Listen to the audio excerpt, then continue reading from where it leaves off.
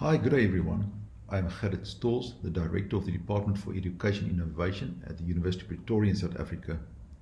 The idea of this presentation is to stimulate a discussion and a debate on assessment.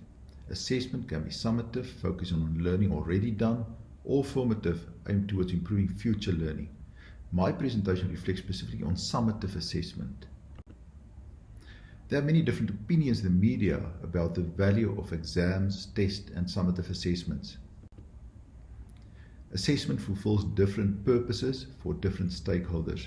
These purposes influence how you assess, when you assess, and what you assess.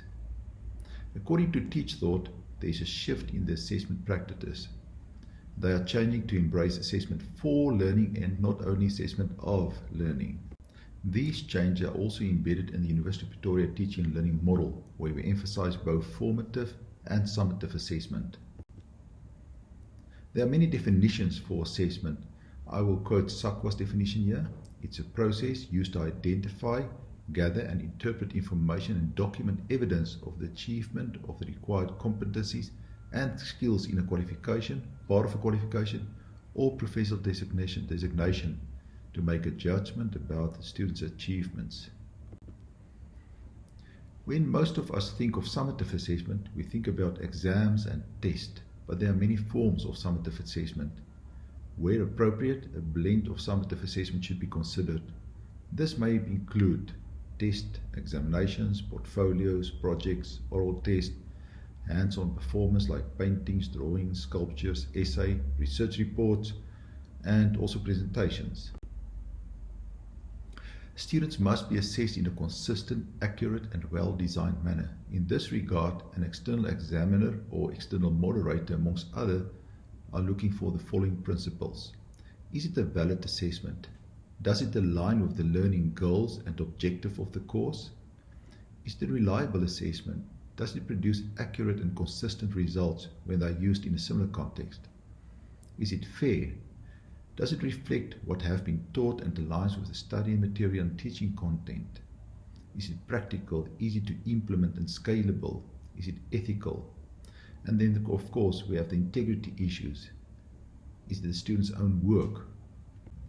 The university is accountable for the credibility of its qualifications and is therefore responsible for collecting evidence of student achievement of learning outcomes at all levels of its qualifications, and particularly the exit level. The assessment standards are set by the university and other stakeholders such as professional bodies. It is assumed that programs are carefully designed and brings together the knowledge and skills that will prepare students for a career or to enter the job market. Exit assessment should specifically ensure that students meet the program outcomes, understand the big ideas, and are able to apply their knowledge to solve authentic problems. It is important to assess students' competencies and to ensure that they have met the required standards. The accreditation and the reputation of the university depends on the quality of assessments. Why is it important to measure and certify? As already mentioned, the accreditation and reputation of a higher education institution depends on the quality of the assessment. It also assures students' suitability for employability. It measures students' knowledge and skills to move from one academic level to the next. This protects students from failing a subsequent course that required the prior knowledge. As explained, summative assessment certifies students' competency. It gives an indication of the effectiveness of teaching, but assessment also provides students opportunity to consolidate their knowledge.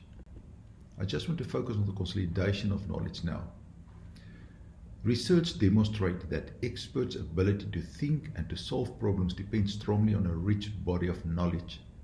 Well-connected and organized knowledge make new learning easier and support transfer to new situations.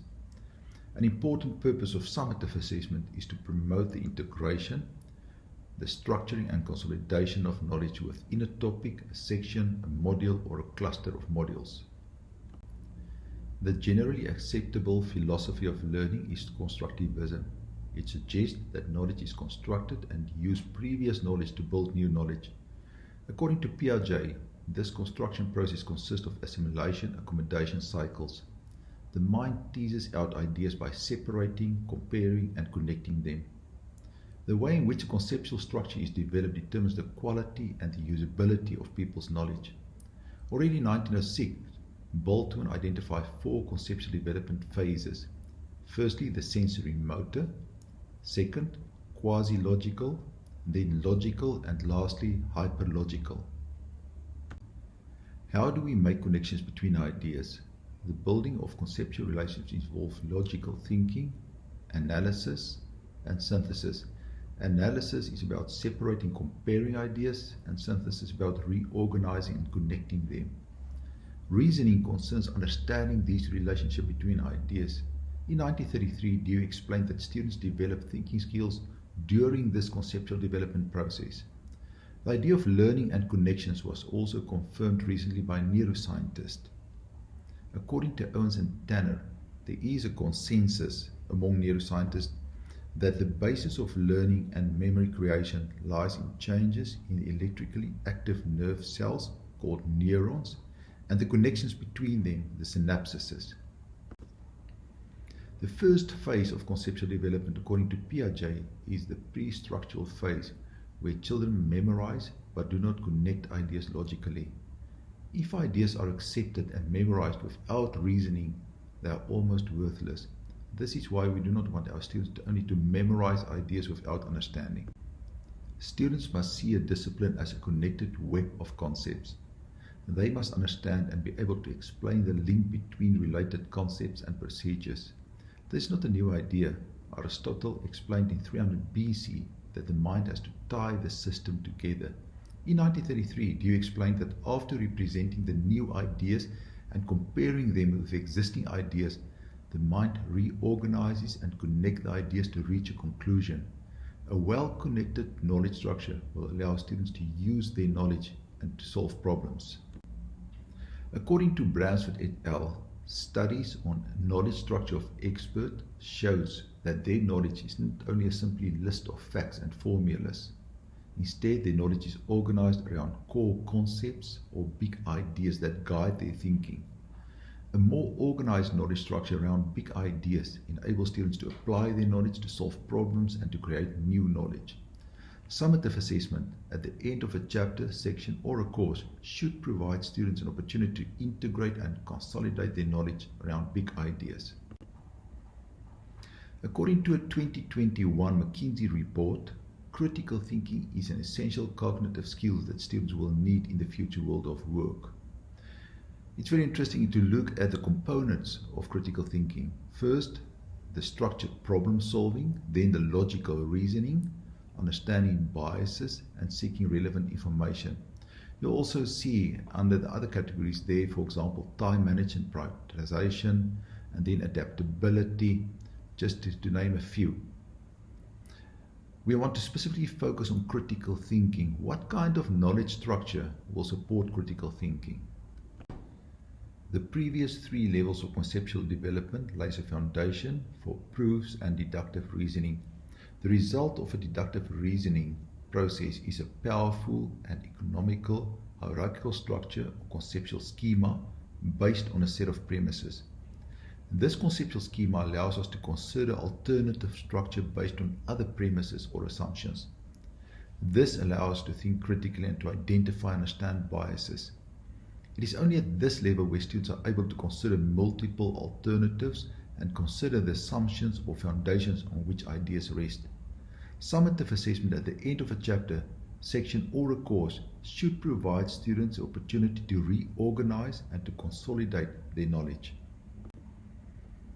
According to Bransford et al., to develop competency in an area of inquiry, students must A. have a deep foundational or factual knowledge, B. understand facts and ideas in the context of a conceptual framework, C. organize knowledge in ways that facilitate application, transfer, and critical thinking. The cognitive skills developed through conceptual development also develop much of the skills needed for problem solving, and vice versa. Depending on the discipline, program, and module level outcomes, a blend of summative assessment should be considered. This may include any of the following: test and examinations, portfolios, projects, oral tests, essays, research reports, article discussions, authentic assessment, or presentations. Whatever assessment method you use, it must be valid, reliable, fair, practical, and ethical. If you want to use examinations or tests as one of the summative assessment methods, you can make it more meaningful. Firstly, examinations should include more higher cognitive integration, application, and problem-solving questions. You can give fewer but more meaningful examinations by clustering related units, topics, and modules together. You can use more real-life, authentic assessment tasks. Remove unrealistic and arbitrary unnecessary time limits. Use more open book examinations and allow students to use cheat sheets or summary notes. Some assessment methods may negatively impact on the knowledge consolidation and/or the certification of students' competencies. We need to carefully consider the following. Reconsider low-level assessment. Focus only on short-term memorization and quick reproduction of facts. Consider the weight balance between formative and summative assessment.